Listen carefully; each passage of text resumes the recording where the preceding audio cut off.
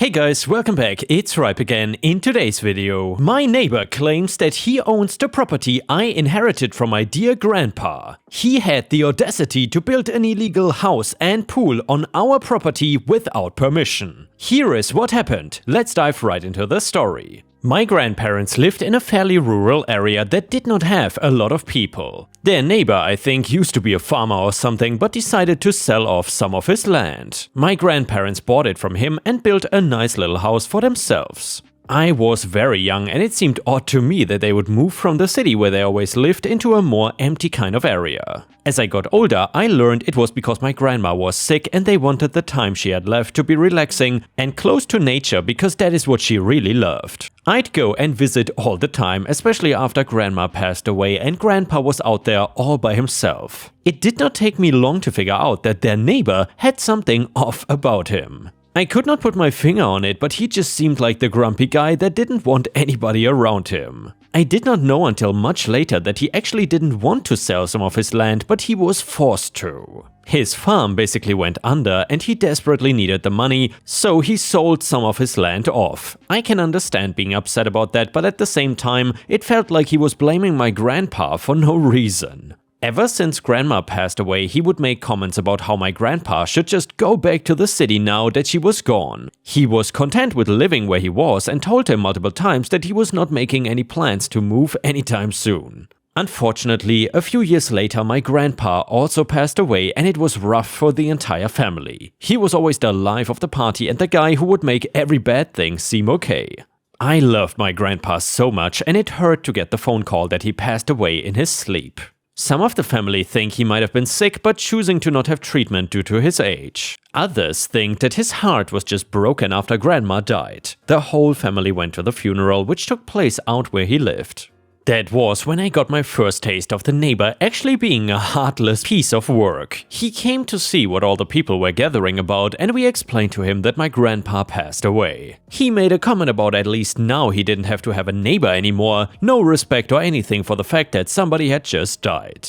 The last thing I found out was that my grandpa had left the house to me in his will. It was fully paid because I wouldn't have a mortgage and would just need to pay taxes. At that time, I was 19 years old and in college, so getting a house was kind of an amazing thing to me. It felt special and at least for the time I had every intention of keeping it. I could not move in right away because it was the fall and I had basically just started my next semester at school. My college was in another state, so I came up with a plan to slowly move in during the school breaks. I at first wanted to go out every weekend, but it really was not practical. The first time I went out to the house was during winter break and I used that time to move a bunch of my things into the house. My parents helped me a lot too, but I didn't stay there for very long because I wanted to spend the holiday with my family. The second time I went out there was for the week of spring break and it was the first time I realized how relaxing and beautiful it could be out there. It was quiet and I could fully relax and enjoy myself. I contemplated a lot about if I was going to end up selling or keeping the house after I graduated from college. The more I explored the area and saw how a smaller rural life was, the more I wanted to stay there. I went back for the last bit of the semester and I did not think that when I came back in the summer, anything would be really different. It turns out I was wrong and the reason of the issues were going to be the man that I had honestly forgotten about since the fall of that year. By the time my semester ended, I was mentally exhausted from my final exams. I just wanted to go to my house and relax for the entire summer. Well, mostly relax because I wanted to find some part-time work in the area because I needed money. When I got there though, I found that on my property was a brand new house and a pool that did not exist just a couple of months ago during my spring break. I had no idea what was going on and honestly no clue about what to do in this situation. I was just walking up to my house when I was stopped by none other than the neighbor. Neighbor, what are you doing here? I live here? My grandpa left me the house. Neighbor, no, you don't know what you're talking about. Me? He left me it in his will. I have been moving in for the past year. Did you see who came and built this house and pool? Neighbor, I built it of course. I can do what I want on my own property. I gave you plenty of time to grieve, but now I'm taking down that house and using my property how I want. Me, he bought the land from you though. You never tried to buy it back and I didn't sell it to you either. He had it fully paid off. Neighbor, you're just a kid and don't know how things work. When he died, that meant I got my property back. It was mine to begin with, so that makes it mine again now. Keep in mind, I had no idea about property laws or how anything worked, to be honest. It sounded totally wrong in my mind, and I knew that there was something wrong about everything he was saying. I didn't want a fight with him just in case he was in the right, so I did what a lot of 19-year-olds do. I drove to my parents' house and got help from them. I explained everything that my neighbor said, and during the entire story, my dad was just shaking his head. He told me that I was in the right and my grandpa dying did not magically give him his old land back. He lost all rights to it the moment it was sold, and if he wanted it back, he would have had to buy it from me. Still, there was an entire house and pool sitting there, and I didn't know how to make him give up and leave. He was convinced that I was just a kid and could take advantage of my young age and lack of knowledge. I stayed with my parents for a few days, and my dad hired a lawyer to help me fight and get my property back. All of the paperwork was actually at my parents' house still, so I would not have any issues trying to get anything from the other house. He told me that he was going to open a case to dispute the true ownership of the property, and in the meantime I should stay in the city and not go out there anymore. More fighting with him in person would look bad and could be twisted around as harassment. Plus, he might do something crazy like call the police and claim that I was trespassing on my own property and land. We ended up both giving statement for a judge to decide who really does own the property. It's not a long or hard decision because I have all the paperwork that gives proof of everything regarding the property. My grandpa buying it and then leaving it to me. Neighbor only has the argument that it was his land to begin with, and he claimed that he had a verbal agreement with my grandpa. That when he died he would forfeit the land back to my neighbor. I have no idea if this was true, but I seriously doubted it. Either way, my proof was enough for the judge to claim that it was my property and neighbor had to stop what he was doing immediately. There was still a huge issue though, and that was the house and pool that were already fully built on my property. There were a lot of arguments from my neighbor claiming that I had to give him money to basically buy these things off of him that he built on my property. Since they were built totally illegally, there was no way I was going to be forced to pay a single dime to him for anything. He was given two choices of what he could do regarding the house and the pool. Since me selling him the land was off the table, he was not getting that land back even if he paid after the crap that he tried to pull. The first choice was to pay to have them both destroyed and the land returned to how it was before. The other one was to just forfeit them, but I would be able to sue him for the money to destroy them anyway. So two choices and neither one of them very good. He chose to forfeit them, I guess, in hopes that I would lose the follow-up lawsuit to get the money to have them destroyed. That did not happen though, and in the end I was able to get the money in order to destroy the house. If you want to know why I did not keep it, it was because I could not afford taxes on two homes, especially this one that was not fully paid off yet. If I agreed to take the house, then the mortgage for it would be my responsibility. It was also very satisfying to get to watch the look on my neighbor's face when his brand new house was demolished. His other house was very old, and I imagined he would have knocked it down once he fully moved into this new one. He was so angry, and I was just smiling away as I watched all the money and time he put into getting that built destroyed in just a couple of days. New grass would be planted once the land had a little time to naturally heal. He was extremely bitter about it and actually came up to talk to me about the pool. I used this as an opportunity to annoy him even more since I had zero respect for him at this point. Neighbor, I guess you're going to take me to court to pay for the pool now, huh? Going to keep trying to take my money until I have nothing left and end up on the streets, huh? Wanting to kill me by taking everything I got like you greedy kids do. Me? If we are talking about greedy, you're the one that tried to take my land away from me. And as for the pool, I think I'm actually going to keep it. Neighbor, what? Yeah, it's actually a really nice in-ground pool and it's fully paid for. Having one is gonna make me the talk of school when it comes time for breaks. Everybody will want to come over to my house and party and use the pool. Neighbor, you cannot make all that noise. Me, I looked into the local laws with noise, and as long as we stop by a certain hour and move the party inside, we are golden. Yeah, a bunch of college kids having a great time and getting to be in a pool. No parents or school officials stopping us from doing basically anything we want. The more I talked about this, the less color that my neighbor got in his face. I was really making it seem like there was going to be a constant party going on right next door to him and he would have to suffer. Now, most of what I was saying was an empty threat, but he didn't have to know that at all. I did not really like big parties and I was still underage, so anybody bringing alcohol could get me in a huge amount of trouble. The thing was that school was just about to start again and it would be a while until the first big break. That meant it would be months of him sweating and having to worry about what would happen when I came back. I guess those psychology classes really did pay off. I went back to school and was not that worried about him messing with my property again. He learned that I could and would get him in legal trouble, and still my dad insisted on going down every couple of weeks to check things out and make sure everything was running smoothly. Personally, I think he also just liked the change from the loud city and wanted to relax, and possibly give the pool some good use while I was gone. Anyway, when I did get back for breaks, I could see that my neighbor was constantly worried. I would always tell him that the boys were getting ready to come over and party, so he should get some earplugs. There was some half-truth because some friends did come and spend the next spring break with me on the property. It was not any crazy partying though, and instead just relaxing and enjoying everything the property had to offer. A break and a nice pool that we could relax in. Of course, we got a little loud because we were 20-year-old after all. They were like me in the sense that they were kind of nerdy and did not really enjoy partying and stuff like that. We spent a lot of time eating junk food and playing video games without anybody to bother us. And yeah, Ripe Stars, it is good to see that the neighbor got what he deserved because he thought he could bully a young person into essentially giving up his property. Thank God the neighbor did not succeed. If you enjoyed the story, please don't forget to subscribe to the channel if you haven't already, like the video and maybe even post a comment if you want to support me. Thank you so much, your help is very much appreciated. The next one is titled The Neighborhood Husband.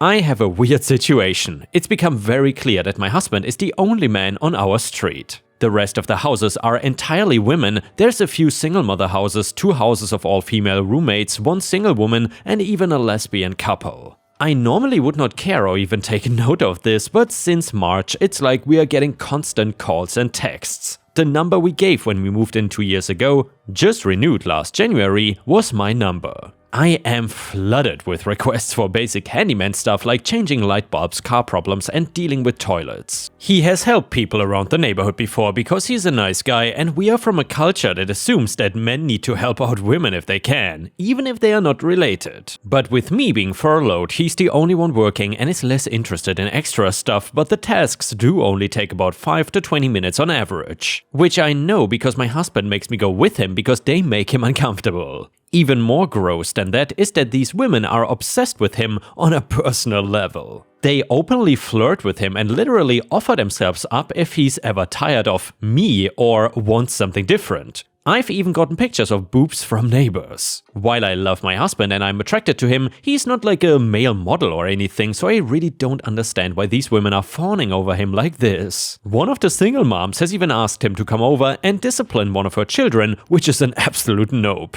He's not comfortable with any of this and has asked me to intervene. I've tried talking to these women more casually to no avail though. I set up a Zoom call for just us ladies to try to get us on the same page. They told me that since it's now impossible for any of them to find anyone anymore, this is in 2020, I needed to share my husband and be less selfish in regards to household maintenance requests. It's not even safe to call for maintenance and I shouldn't ask them to when there is a safe alternative where they don't have to risk exposure. They also said that it was just harmless flirting because they are all frustrated and cannot date, and that I would not even be threatened by it if I was giving him kids. I've talked to my own family about this, and while they say that the women should be less forward, I should be more understanding about how hard it is for a woman to be alone because my own mother was alone. Am I the jerk for not just dealing with it? Comment number 1, not the a-hole. These grown women should learn how to complete basic home maintenance themselves. Start sending YouTube videos to them instead of your husband. Comment number 2, not the a-hole. You both need to start telling them no. You don't need to get them to agree that they are out of line, you just have to say, sorry, cannot help.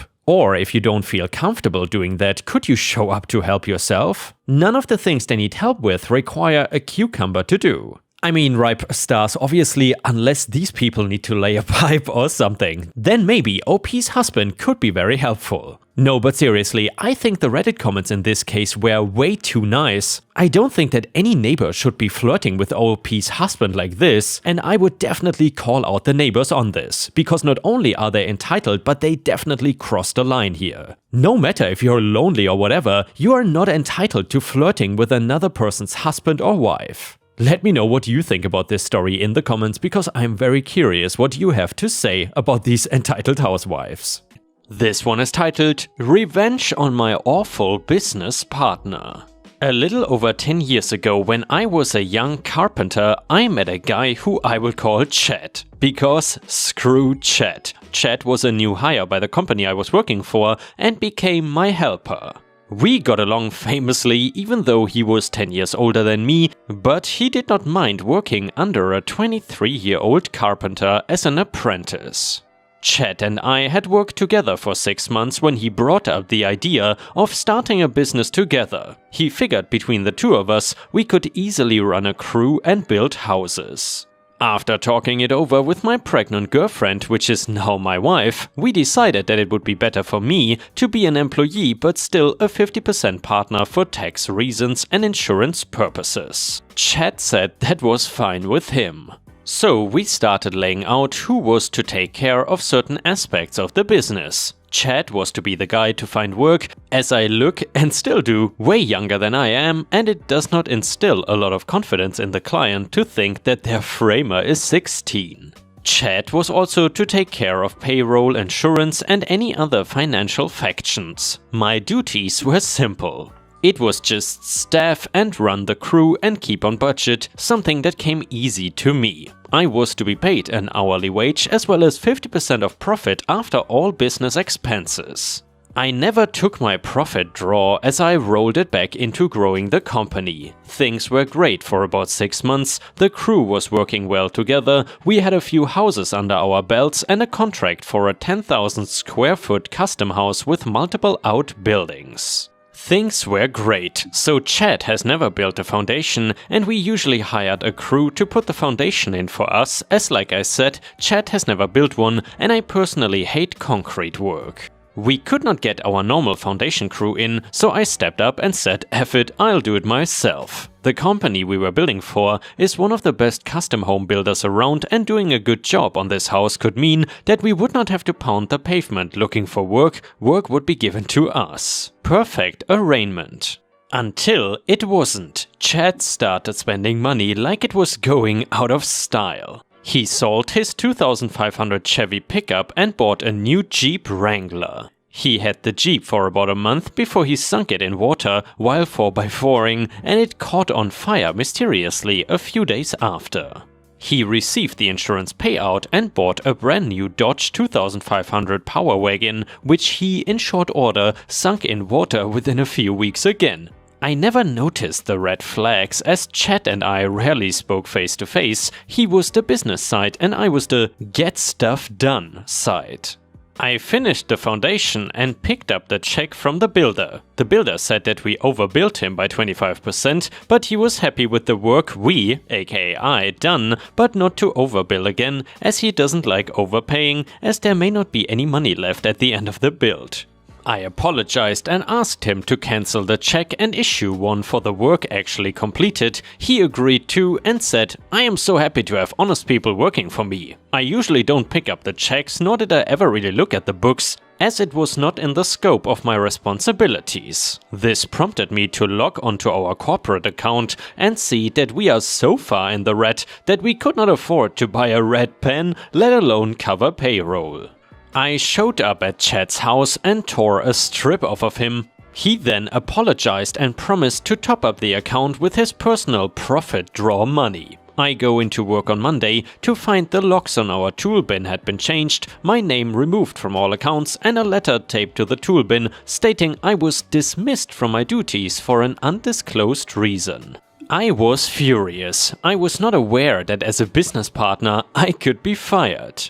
I found another job quite quickly and tried my best to put it behind me. That is when I found out where the money was going, and that Chad has been slandering my name around town, blaming me for the missing money, as well as a bunch of egregious statements about my work ethic, trade skills, mental stability, and home life. Now I tracked all of our interactions with a simple journal and had backups of the transactions of our business account. I also happened to have backups of all our texts, voicemails and pictures of everything. So here comes the revenge part. I took the evidence to my father's lawyer, rest in peace, friend, who started a fraud/embezzlement investigation through the CRA, Canadian Revenue Agency, Canada's IRS, and called the insurance provider to make sure they were being paid.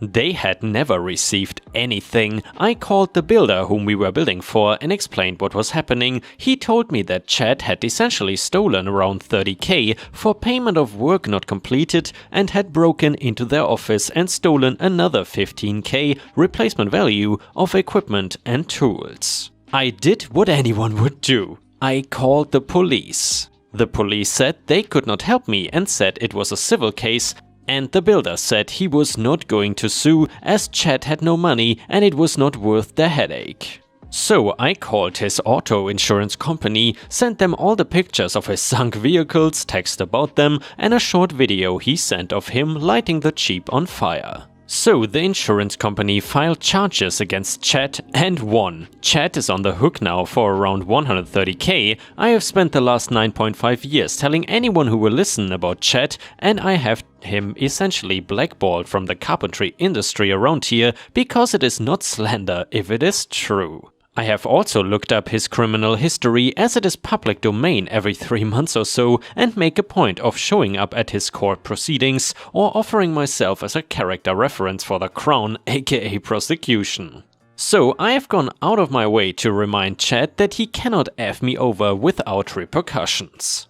And no, this does not end here. Years have passed and I am still pissed off. I receive a call from a guy offering me a job. It was the builder that Chad screwed over, not remembering that we know each other after I explained who I was, and this bridge is burned due to Chad and he still offers me the job. Medical, dental, company van, gas card, corporate credit card, I accept his offer. First order of business, find another way to F with Chad. Through the grapevine I find where Chad is living and working. The new boss calls the company Chad is working for and Chad is summarily fired. I get in touch with Chad's landlord, explain how he operates, and Chad is evicted for unpaid rent. He was apparently a couple months behind. I also managed to get his girlfriend's number, call her and explain what this guy does to people and his extensive criminal history, including but not limited to fraud, identity theft, insurance fraud, his many assaults and his wanted picture published in the paper. Turns out she is the owner of his truck, primary operator, but he pays the insurance. He cannot insure a vehicle until he pays off what he owes for the fraud. She asks me what she should do and I say that I'll take care of it. I called the insurance provider, explain what is going on, and for them to tell me he does not even have a license anymore. They void the insurance on his girlfriend's truck after speaking to her and set up a sting with the police. I personally get to be involved as I knew what was going on, so I sit and wait for the day it goes down. I roll up behind the unmarked police cruiser and quickly explain who I am and what my plans are. The police are thinking that they are just waiting to pull him over for driving without a license and no insurance. I said I'm going to call him immediately as soon as I see him. So he comes cruising out and I make the call. He actually picked up the phone to call me a bunch of names and the N-word. And by the way, I'm as white as the fresh fallen snow and promptly gets pulled over. Police issue a ticket for reckless driving, no seatbelt, no license, using a handheld device. During this, the girlfriend pulls up and proceeds to give consent to search her truck. In the truck, they find multiple IDs, stolen credit cards, a couple ATM skimmer machines, and a fake police badge. He was arrested on the spot. So the revenge is over, right? Nope, not yet. The police then ask to search the residence he was living at. He moved into the girlfriend's house after I had evicted him from his own place. In the garage they find a vast collection of stolen tools, a lot of which belonged to the builder I was working for from when he broke into their office, and they were all stupidly still labeled with the company's inventory control stickers. This brought on even more charges and he was remanded to police custody until his trial date. Well, justice is sometimes slow here in Canada and his trial date was at the time 17 months into the future. Well, yesterday was his trial date, so my boss, who Chad ripped off, Chad's ex-girlfriend and I attend the hearing, just to see the man squirm. His judgment was 8 years in jail after being granted time and a half for time served, a $100,000 fine, 1,000 hours community services after release, and no possibility of parole. I got to watch him be taken away in chains twice. Never underestimate the fury of a quiet man. And F you, Chad. And yeah guys, that was an absolutely fantastic revenge story and it couldn't have been done any better. And with this, we have reached the end of the video. However, if you cannot get enough of my content, please check out my endless playlist, where you can find thousands of hours of content. In addition, please don't forget to subscribe to my channel to not miss any of my daily uploads. Thank you so much in advance, and I hope to see you again tomorrow.